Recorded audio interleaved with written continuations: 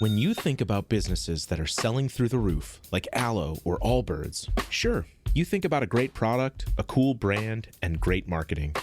But an often overlooked secret is actually the businesses behind the business, making selling, and for shoppers, buying, simple. For millions of businesses, that business is Shopify. Nobody does online business better than Shopify.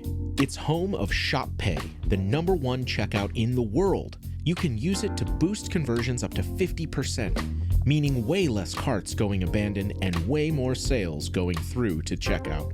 Sign up for your $1 per month trial period at shopify.com/income, all lowercase. Go to shopify.com/income to upgrade your selling today. That's shopify.com/income.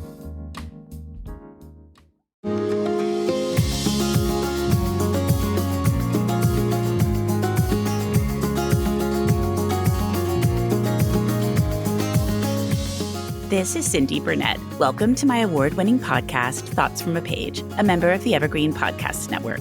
On this show, I chat with authors whose books I have enjoyed about their new releases and others in the book world about the books they have loved.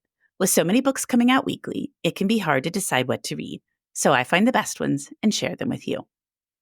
In a similar vein, I recently released my 17-page 2025 Winter Reading Guide that highlights 45 recent and upcoming releases, plus new titles in book series, fiction, nonfiction pairings, stellar mystery series, and some anticipated spring and summer releases.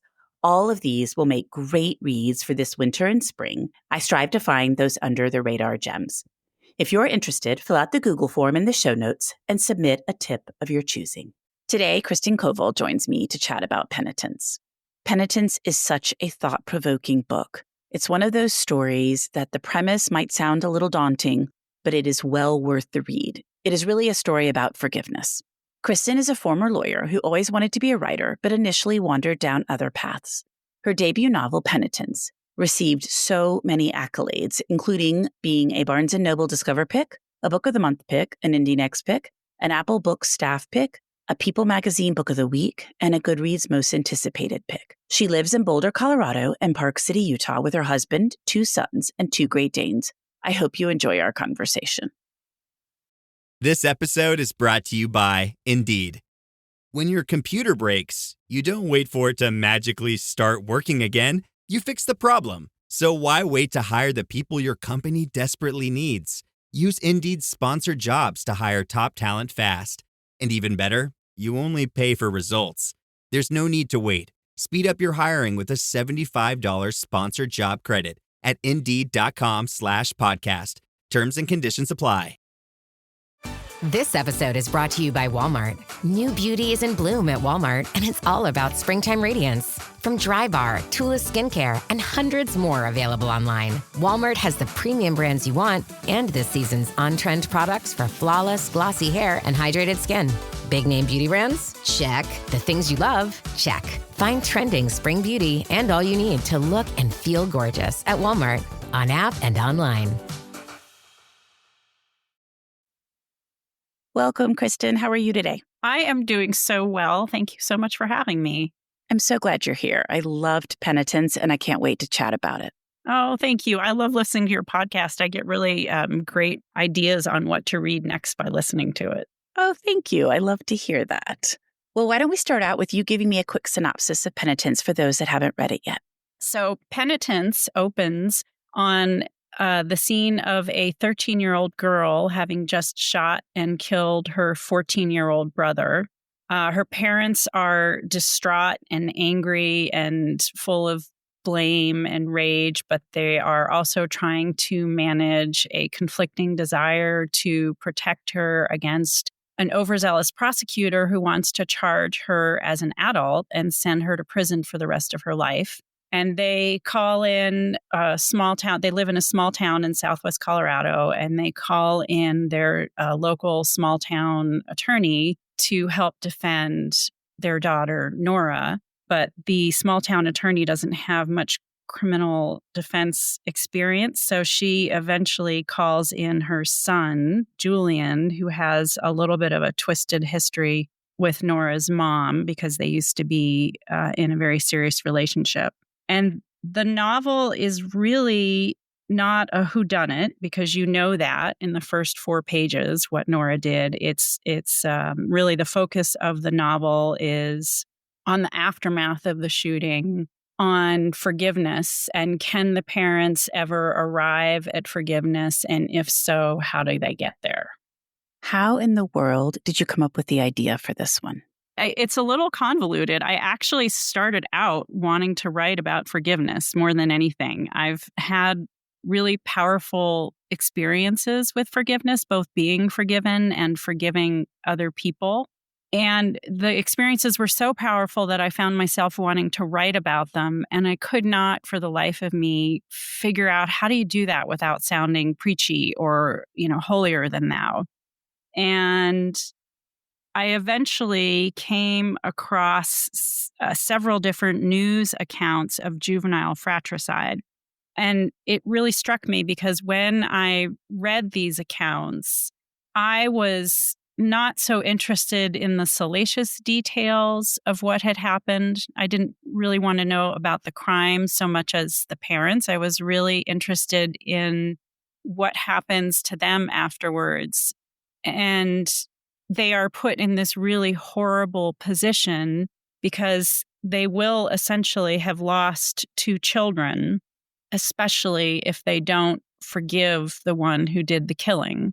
So in a way, they are put in both the very easiest and the very hardest possible positions to forgive. And it gave me a good way to explore the concept of forgiveness without giving up all of the complexities that are involved in forgiveness.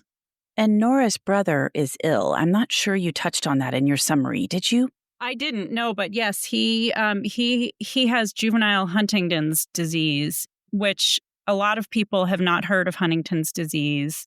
It strikes both adults and children. It's a really horrible disease that has symptoms that mimic Alzheimer's and Parkinson's and all sorts of movement disorders.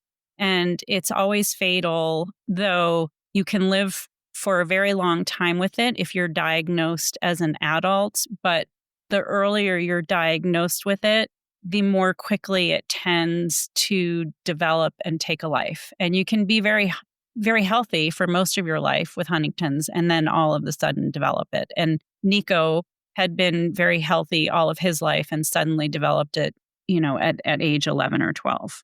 And I was familiar with Huntington's as an adult having it, but I was not familiar with juvenile Huntington's and how much more difficult it is and how quickly it can take a life. Yeah, it's interesting. I did a lot of genetic research to find the disease that would sort of fit the parameters of my plot. And Huntington's is a disease that the further down the genetic line you go, the more serious of a disease it becomes. And so, if a grandfather has it and maybe the grandfather is diagnosed when he's 60, it won't be so bad for him. And then the grandfather's son, so generation 2, is diagnosed at 40, he'll definitely get sicker. And then if it eventually gets down to a teenager, those symptoms will be much more severe and will take the person's life much more quickly. And you just touched on something that I was curious about. You knew you were going to focus on fratricide, but I wondered if you had to really search to figure out how that was going to happen and what was causing it. So that's interesting that you looked at a variety of diseases. Yeah. I read the entirety of Nelson's textbook of pediatrics, which is 2 volumes and about 4,000 pages. And it took a lot of effort for me to read that. I'm not really a medical person. But yeah, I was looking for sort of specific things to happen with this disease. And so I had to do a lot of genetic research. And it was fascinating and interesting. But at the end of the day, I'm glad my job as a writer. And I did this research for one book. And I don't have to write papers on genetics for the rest of my life. All of your future books are going to focus on some particular disease because you read about so many of them. Yeah, they're all in my head now, swimming around. Well, it's a pretty gut-wrenching tale. Obviously, there are some happy moments, but it is sad. Was it hard to inhabit that while you were writing the book? Not really, because I think I do a pretty good job of separating myself from my characters. And I also think that the story ends on a note of hope. And I think hope is one of the most powerful things out there to write towards. It was hard sometimes. There were a few chapters when I wrote them where I actually made myself tear up. So I guess in that sense, it was kind of hard to inhabit them. And I am a mother as well. So I don't know, anytime you think about something this awful happening, it's hard not to feel sad about this. It's just impossible not to feel for it. But I tried to separate myself and have them be people I was writing about. That's good, because I could see if you couldn't shake it off, how it would be kind of a difficult time period for you. I think so. Yeah. Because some parts of the novel are very dark. But again, I feel like the premise of the novel to write about forgiveness is inherently a hopeful thing. Even though juvenile fratricide is a dark topic, when you kind of lean over to the whole purpose of the novel, which was to write about forgiveness, and my experiences with forgiveness have been so positive, and I knew what I was writing towards the entire time, that helped a lot. I agree. And forgiveness is a very important thing, and exploring it had to be interesting on your part. Yeah, it was really interesting. And forgiveness is hard because it's so personal to everybody. Everybody has their own experience of getting or not getting to forgiveness. And, even me, I've had these very powerful experiences with forgiveness. And yet there are still some people or instances where I do struggle to forgive. And so one thing I never wanted to do when I was writing the novel was make it seem easy, because it's not. And I also think it was important when I wrote about each character to make sure that I highlighted their different experiences of getting there or not getting there. And I don't want to have any spoilers, but as a mother, which you mentioned before, was it difficult thinking through how you would handle something like that? Because I think this is a situation, until you've actually gone through it, you really don't truly know how you would handle it. But in terms of some of the characters are quicker to forgive than others. And was it hard to think about how you would respond? It was hard for me as I was reading the book. How would I respond? So I was curious as you were writing if it was that way. Absolutely. And I'm not sure, I think exactly what you just said. I don't think that a human being can know exactly how they'll respond to a situation until they've been in it. And even after all this time, I'm not sure I know how I would respond in that situation. I wrote these characters, but I wrote the novel from the characters' points of view, from Martine's point of view, Julian's point of view, Angie's point of view, and Nora's point of view. But of course, her forgiveness is a different kind. It would have to be self-forgiveness. But even after writing all of their experiences, it didn't help me get to where my experience would be, because I'm a different person than these characters. And so I thought about it a lot. And I will say that one of the most interesting side effects of writing this novel is that even if I don't know the answer to your specific question, I do know that I became a more empathetic and compassionate person, maybe because I spent so much time in the heads of these very flawed people, but I also knew what their history was and their backgrounds and what was driving their decisions. And so I felt like that was a great side effect. I'm more prompted these days to think about what else another person can be going through than I was before I started writing it. I can totally see that you spent so much time thinking about it, creating their backstories, understanding their histories, that now when you see something out there, you are not as quick to judge, but maybe think, okay, there's probably a lot more happening that we're not hearing about.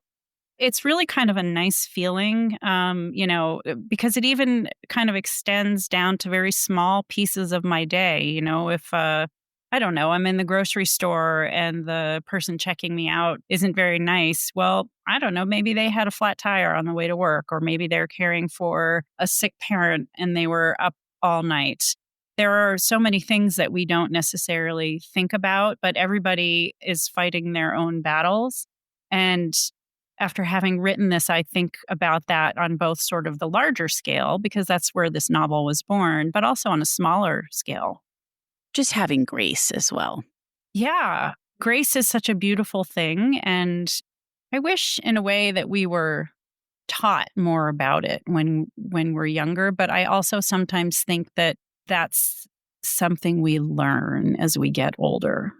I do agree with that. It would be nice to have empathy and grace taught, but I also think some of those things you just can't really learn till you're going through it yourself. Like I think about when my mother died, and I'd had a number of friends that had already lost a parent. And obviously I felt for them and I thought how terrible. But until I went through it myself, I had no idea what a large loss it was, because I just don't think you have any concept of it until it happens to you. And I think the same thing can happen with many other things. And so over time, you do learn some of these things. Most people learn them. Yeah, I think that's absolutely true. And I think that throughout history, we had such veneration for our elders precisely because they had all of this experience that taught them grace and empathy and compassion. And, bad experiences someday lead to better choices in the future. And these days, it seems like we kind of live in a culture that glorifies youth in a lot of different ways. And we've, in some ways, forgotten how important the experiences are that you get as you age, that you receive, I suppose. Definitely. I completely agree with that. Well, you mentioned who tells the story. How did you decide on your format and who would tell the story?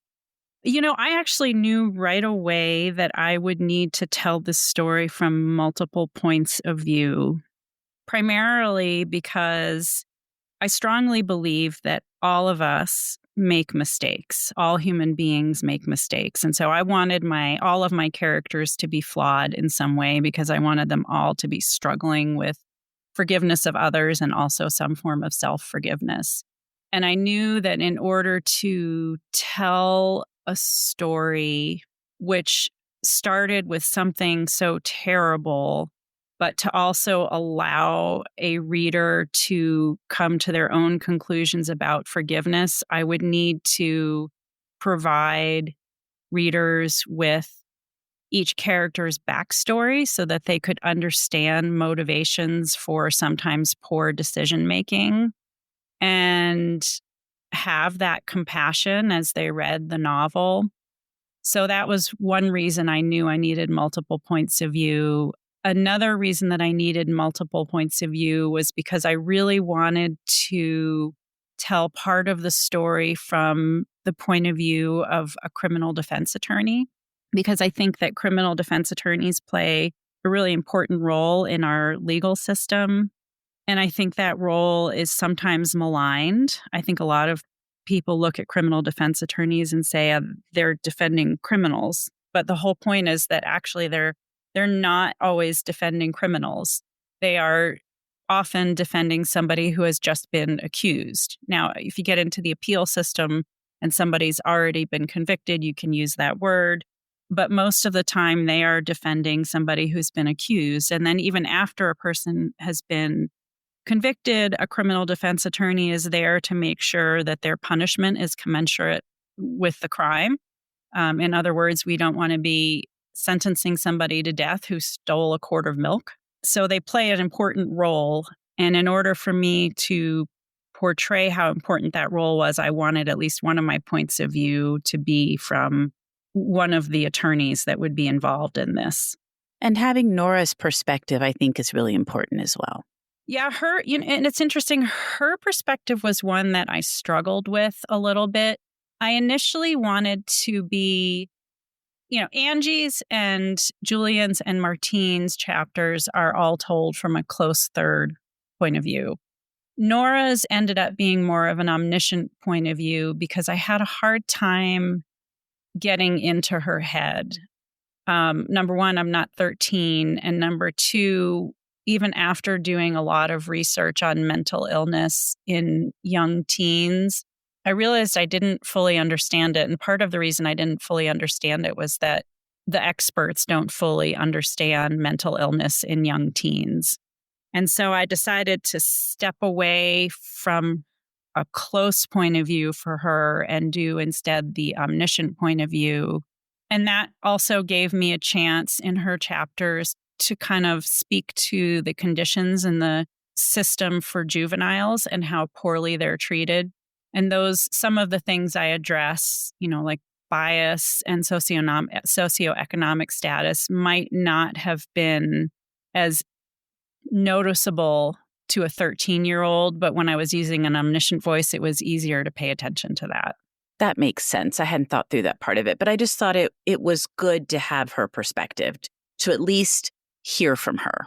I agree. I think you had to hear from her in order to have the novel make some sense. I agree. The one person who I didn't end up using his point of view was Nora's father, David. I started to write his chapters and then realized that the more interesting characters to me and maybe to the reader would be Angie and Martine and Julian. I wrote all of these chapters for David and then didn't end up using them. So I know a lot about his background, but they didn't make it into the novel. Okay, that's interesting. But I'm sure it did help inform the writing of the novel because you learned more about him. But that's interesting that you decided not to include his perspective. Yeah, I don't know. I didn't want as much of his perspective as I did Julian's, also because of the history that existed between Julian and Angie. And I also knew I could get David into the novel in other different ways. Definitely.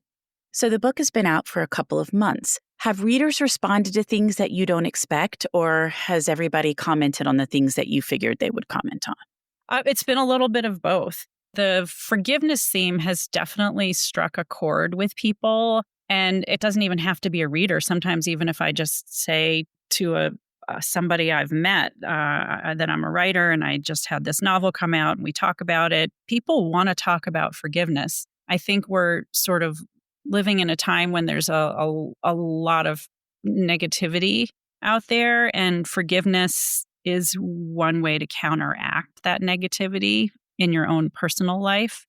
And so that I thought would strike a chord, but I didn't know how intense that would be. One thing that has been really interesting to me, I don't exactly answer the question of why Nora did it at the end of the novel. And to me, that was a decision that made a lot of sense. But there are definitely some readers out there who really wanted that answer. I wasn't going to ask you that because I didn't want to put you on the spot, but I have heard that and I've seen that. To me, it didn't really matter either way. I kind of came to my own conclusions, and I thought that the direction you went was very different than I thought the book was going to be when I started it, but I really liked that. Yeah, so thank you. I appreciate that. There are two reasons I didn't answer the question. Number one, I really wanted readers to think about it for themselves. I think readers are very, very smart, and I think that most readers like to make their own conclusions. And the second reason is that I personally believe that when bad things happen, there tend to be a constellation of reasons for that bad thing. So, for example, if somebody gets into a car accident on their way home from work, and that night they turned left to go into the 7-Eleven to get a quart of milk instead of right to go into the supermarket to get a quart of milk, and somebody T-bones them in the intersection, and the person T-bones them because they were drunk. And maybe they're drunk because they were an alcoholic, or maybe they're drunk because they went out for drinks after work and celebrated too much, or they got into a fight, or for whatever reason they drank too much and they made that bad decision to drive drunk. Well, there are a lot of reasons for that car accident. And I feel like that same logic applies to a lot of things in life, including what happens with Nora and her brother. And I didn't want to pin everything that happened on one singular reason. That makes perfect sense to me because I felt it was such a complicated thing that it would be hard to know exactly why it happened. And that was another thing that I liked about it, was that it wasn't just totally wrapped up neatly. Oh, thank you. I appreciate that. I kind of like books that are a little bit open-ended and don't wrap things up neatly. And so that was purposeful, but also reflective of real life. Unfortunately, our lives are often not wrapped up neatly. True. I like some books wrapped up neatly, I will say, but I feel like with a story like this, it worked better for it not to be.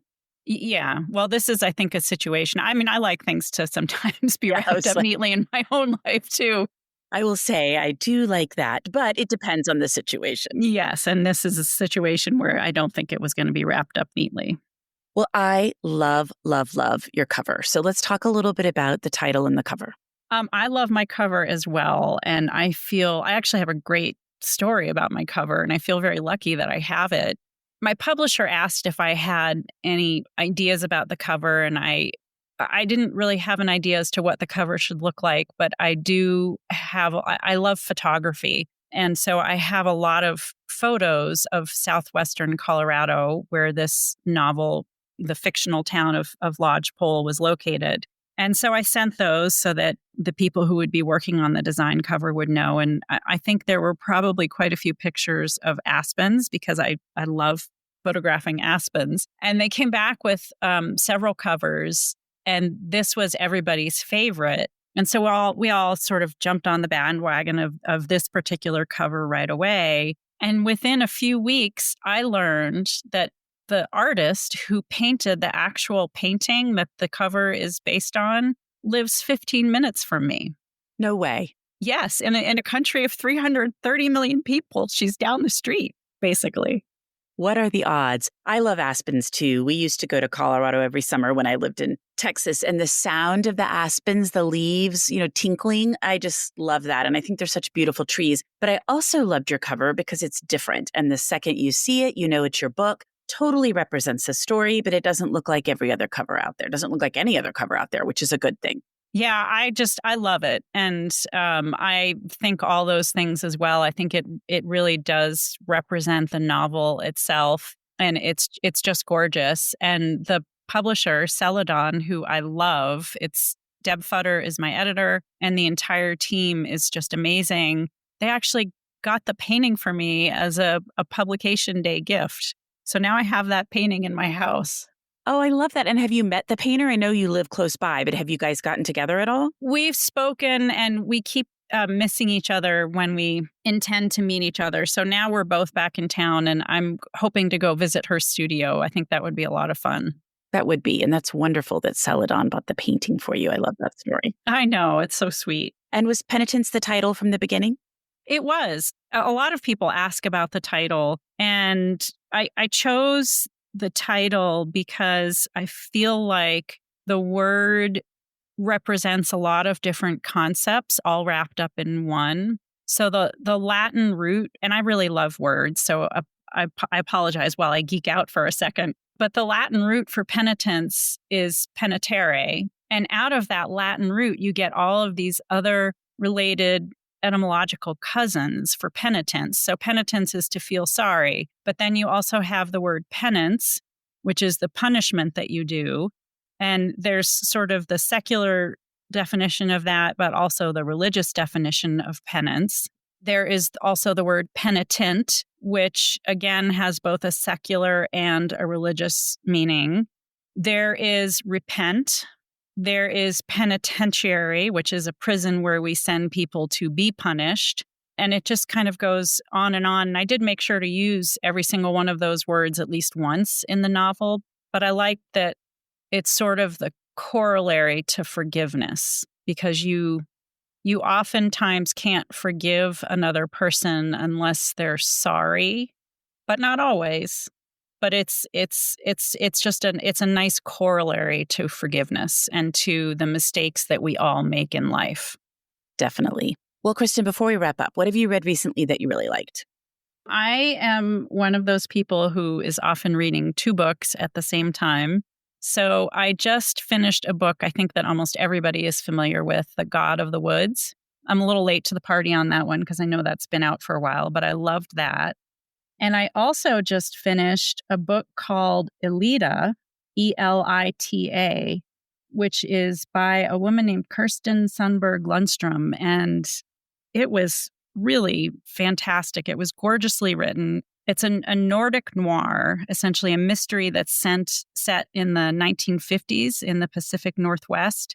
And it opens on a young girl who emerges on an island, which is only home to a prison. And she emerges from the forest naked and wild and unable to do anything other than growl, essentially.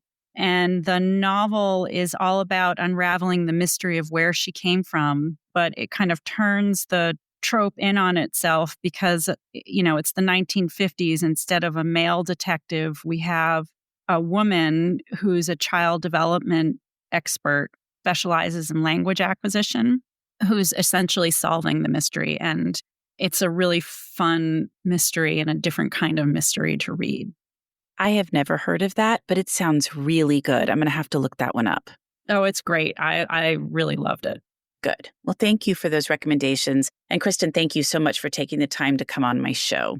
Thank you for having me. It's a huge honor to be here. You've had such amazing guests, and I am going to continue listening because those guests always have so many fun things to say. I love hearing that. Thank you. Llévate más de lo que esperas todos los días con el nuevo McValue en McDonald's. Ahora puedes comprar uno y sumarle otro por $1. Así que cuando tu equipo favorito enfrente a sus rivales, enfrenta tus antojos con $5 Meal Deals. Y si estás corriendo para alcanzar el desayuno, corre al app para llevarte ofertas antes del cutoff. Tú decides, y con McValue, tu decisión siempre rinde más. Precios y participación pueden variar. BOGO $1 válido para un producto de igual o menor valor. Debe estar registrado en Rewards para ofertas en el app. My cat Freddie loves to be brushed and cuddled. But stirring up his cat allergens meant sneezing and itchy eyes. Then I found Purina One Live Clear. It's cat food that reduced the major allergen and my suffering in as little as 21 days. Now, we feel closer than ever. If you have issues with cat allergens, you really need to try Purina One Live Clear. Try new Purina One Live Clear today. Purina One, a difference from day one. Thank you so much for listening to my podcast. I would love to connect with you on Instagram or Facebook, where you can find me at Thoughts from a Page. If you enjoy the show and have a moment to rate it or subscribe to it wherever you listen to your podcasts, I would really appreciate it. It makes a huge difference. And please tell all of your friends about Thoughts from a Page. Word of mouth does wonders to help the show grow. The book discussed in this episode can be purchased at my bookshop storefront, and the link is in the show notes. I hope you'll tune in next time.